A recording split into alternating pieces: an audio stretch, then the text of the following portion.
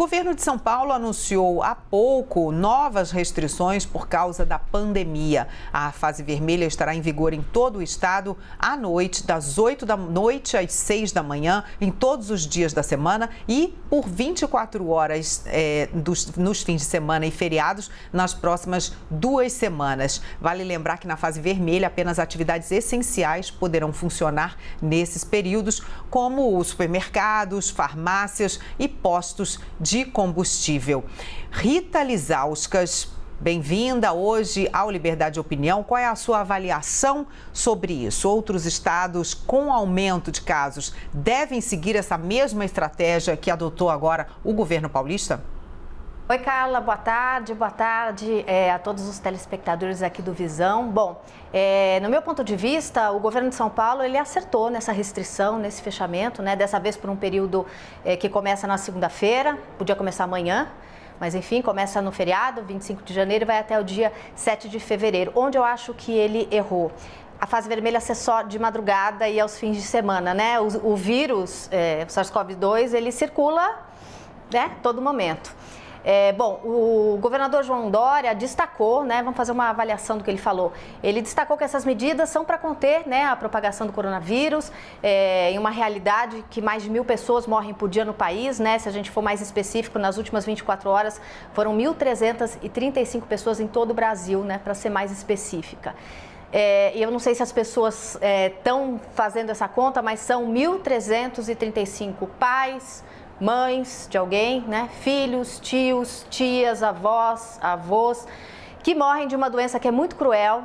As pessoas ficam internadas, ficam isoladas, ficam sem poder ver seus parentes durante a internação. E quando morrem, esses parentes não podem participar, muitas vezes, de velórios, que são restritos, poucos familiares. Uma doença que rouba até a possibilidade de a gente viver o luto do jeito que o luto tem que ser vivido, né? A gente sequer consegue comparecer ao velório das pessoas que a gente ama. Já há protocolos que restringem essas cerimônias. Eu mesma perdi 3 pessoas da minha família, perdi um cunhado, perdi um tio, perdi um primo para o coronavírus e eu não pude, Carla, ir no velório de nenhum deles. Né? Então, se as pessoas ainda não entenderam, essa doença é muito cruel, é uma verdadeira tragédia o que está acontecendo. Agora vamos a São Paulo, né? No estado de São Paulo, e isso o governador falou também, morre uma pessoa a cada 6 minutos de coronavírus. Ontem foram 286 pessoas, é mais que um Airbus A321 por dia. Isso porque o Airbus tem 220, cabem 220 pessoas, tem 220 lugares, ou seja, é mais que um avião por dia. Né? Então, o estado de São Paulo, assim como todo o Brasil, vem colhendo os frutos das aglomerações de fim de ano, das reuniões de Natal, das reuniões de Ano Novo. Então, algo precisaria ser feito. Eu acho que podia ter sido mais restrito, mas enfim, vai ser desse jeito. Destaque agora, né, analisando a política, algumas frases importantes do governador que, claro, sempre que possível, destaca que São Paulo segue evidências científicas, segue a ciência, numa tentativa de ser o antagonista do governo federal. A gente sabe que isso acontece. O que ele disse que eu acho importante? Sem vida não há economia. Precisamos primeiro cuidar das pessoas, garantir que elas estejam vivas. Eu achei essa frase forte, porque a gente sempre fala de economia, né? Não que ela não seja importante, mas a gente sempre fala antes da economia, depois das pessoas. Depois ele lembrou que a crise de Manaus aconteceu inclusive porque o governo do Amazonas recuou da tentativa de lockdown no fim do ano, né? Um recuo que aconteceu devido às pressões dos empresários, dos comerciantes e das redes sociais, né? Teve ali até comemoração quando houve recuo de deputados, de filhos do presidente da República. Então é importante mostrar que ele se rivalizou quando ele deu a coletiva dele. Outra coisa importante que ele disse, né? São Paulo não vai ceder, São Paulo vai proteger. O que me preocupa nesse contexto, agora que a gente falou, né, de pessoas, vamos falar da economia, é a falta de conexão entre as ações dos estados, né, no caso São Paulo, e as do governo federal. É bom lembrar que com o fim do auxílio emergencial, milhões de pessoas estão sendo jogadas na pobreza, né, sem poder trabalhar, e agora com essa restrição, com esse fechamento, que vai ser bem forte aos fins de semana, ou seja, restaurantes, né, um setor que já sofreu bastante, a situação dessas pessoas vai ficar ainda pior. Então eu acho que a decisão de fechar acertada, acho que não fechou como deveria ter fechado, mas eu acho que a gente precisa saber o que vai ser feito com essas pessoas que já estão perdendo sua renda, seus empregos e sua sobrevivência, né, com esse recrudescimento da pandemia. Essa discussão é urgente e o que me preocupa, Carla, é que essa discussão não está posta, né? As medidas de isolamento social, é bom a gente lembrar que a OMS, a Organização Mundial da Saúde, diz que elas são a melhor alternativa para conter a propagação do coronavírus. Ah, mas por que a gente vai restringir se já está vacinando, né? É bom a gente pontuar para a nossa audiência que países da União Europeia, por exemplo, que estão vacinando com uma velocidade maior que a nossa, né? Começaram a imunização há quase um mês, também estão ampliando o lockdown, né? Alemanha, Portugal ampliaram as restrições essa semana. Ou seja, não há outro caminho a não ser a gente começar realmente a fechar, mas fechar direito, né, Carla? Rita, com relação ao que você disse, eu queria apresentar, inclusive, nossas condolências em nome de toda a equipe do Visão CNN. É uma doença realmente que deixa as pessoas nessa situação muito tristes de não poder se despedir dos seus entes queridos. Então, aceite os nossos pêsames. Agora, Rita, a gente tem um avião trazendo 2 milhões de doses da vacina de Oxford, deve chegar ao Brasil. A gente viu com o nosso repórter por volta de 6 da tarde, essa previsão, né, do avião pousar em São Paulo, trazendo as doses da vacina. Depois ele vai seguir para o Rio de Janeiro, para onde vão ser entregues as doses à Fiocruz, para que ela faça toda a revisão, né? Lembrando que essas doses vêm do laboratório indiano Serum e já tiveram um uso emergencial liberado pela Anvisa. Bom, Rita, como é que o Ministério da Saúde vai organizar, depois da chegada dessas doses ao Brasil, a distribuição? Como é que vai ser a prioridade? Quem é que vai receber essas doses? E como que vai ser o cronograma da aplicação desse imunizante? Bom, primeiro é bom a gente destacar que essa é uma boa notícia, né? Finalmente esses 2 milhões de doses vão chegar, né? São as primeiras vacinas dessa vacina de Oxford, Oxford AstraZeneca, né? Que vão chegar ao país. A primeira remessa, então, de vacinas distribuída na última segunda-feira foi a da Coronavac. Então, agora a gente vai ter essas vacinas se somando, né? E essas vacinas que começaram a ser distribuídas a semana passada, elas vão terminar no fim da próxima semana, na maioria das capitais. Né? Então, foram 6 milhões de doses distribuídas entre os 26 estados, também o Distrito Federal, que começaram a vacinar assim que receberam essas doses. Né? O que a gente precisa pontuar? Essas vacinas de Oxford, que estão chegando hoje da Índia, elas têm um protocolo de tempo entre a primeira e a segunda dose que é mais confortável, né? Assim dizer, que é a Coronavac.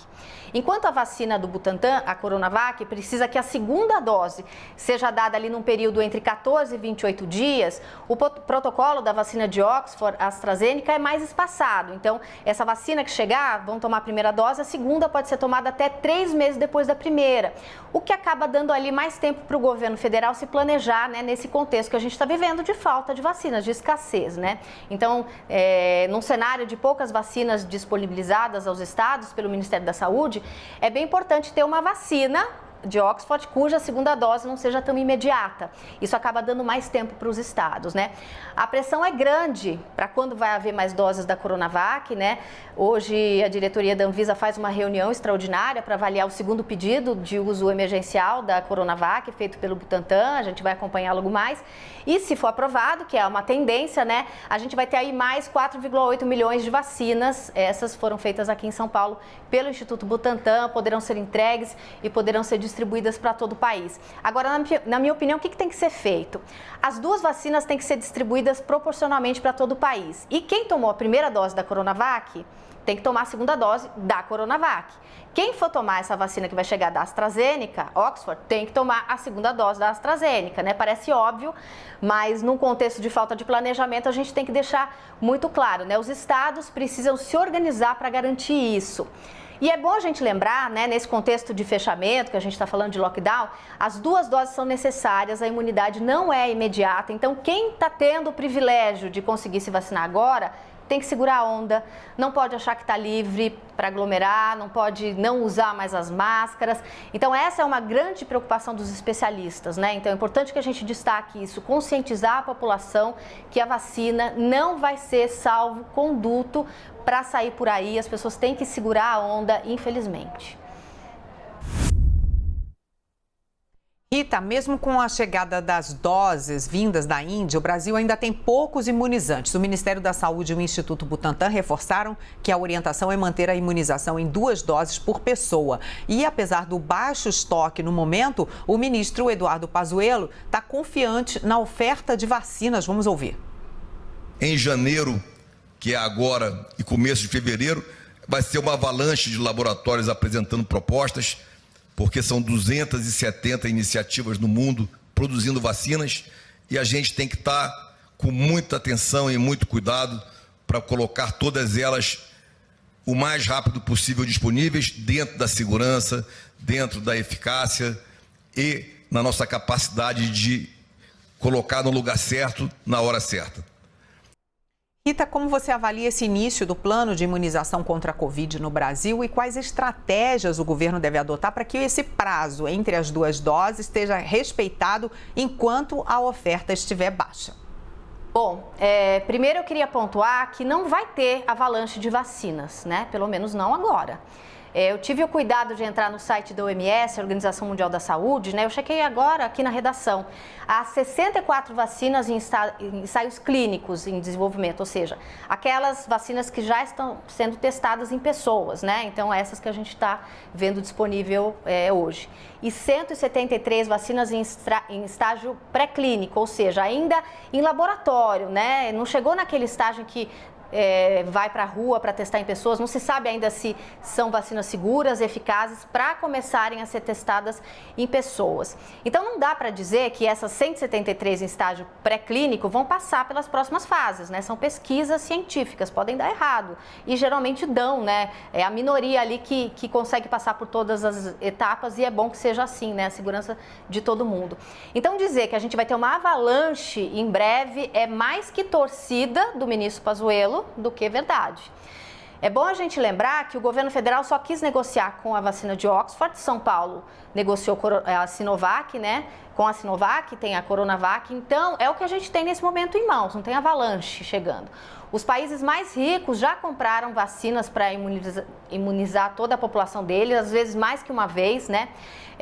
E a Aliança Global People's Vaccine, que é formada por organizações internacionais como Oxfam, Anistia Internacional, a Global Justice, ela fez um alerta no final do ano passado que mostrou que um grupo restrito de países desenvolvidos, entre eles países da União Europeia, Estados Unidos, Austrália, Japão, né, que representam só 14% de toda a população mundial, já reservou pelo menos metade das doses de vacina produzidas até agora e vacinas que ainda estão sendo produzidas, né, já que essas fábricas têm ali por mês uma produção limitada, né, obviamente.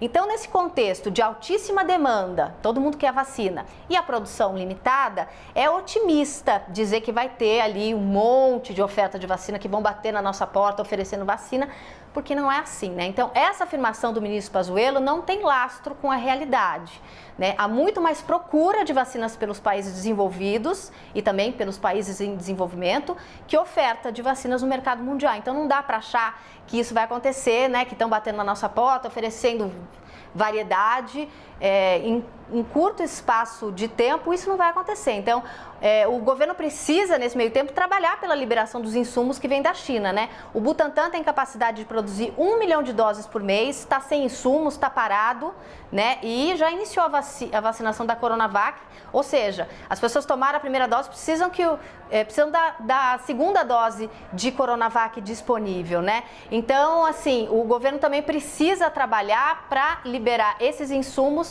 para a Fiocruz, que vai produzir AstraZeneca. Então, o ministro Pazuello ontem veio dizer que os embarques de insumos que vêm da China não estão atrasados, que o governo brasileiro está se antecipando ao problema, né? Mas o presidente do Butantan, Dimas Covas, disse que sim, estão atrasados, né? Que eles deveriam ter recebido esse ingrediente farmacêutico no dia 6 e não receberam.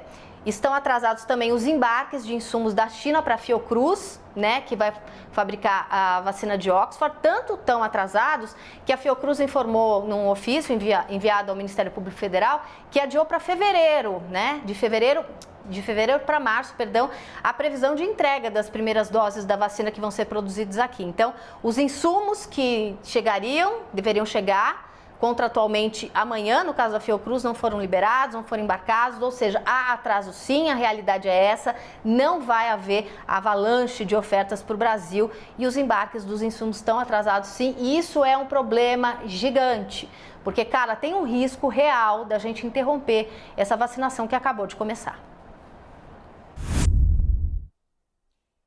E tem mais, Rita, a vacinação mal começou no Brasil e tem denúncia de gente furando fila em algumas regiões do país. O Ministério Público apura casos em pelo menos 7 estados e no Distrito Federal. Entre os investigados estão prefeitos, servidores públicos, familiares de funcionários da saúde, entre outras pessoas que, obviamente, não se enquadram nos critérios do Ministério da Saúde. O prefeito da cidade baiana de Candiba, Reginaldo Martins, do PSD, foi um dos primeiros vacinados no município e justificou, dizendo que essa era uma forma de incentivo para a população que está desacreditada. Bom, Rita, como o governo pode fiscalizar essas pessoas que estão furando fila para serem vacinadas, hein?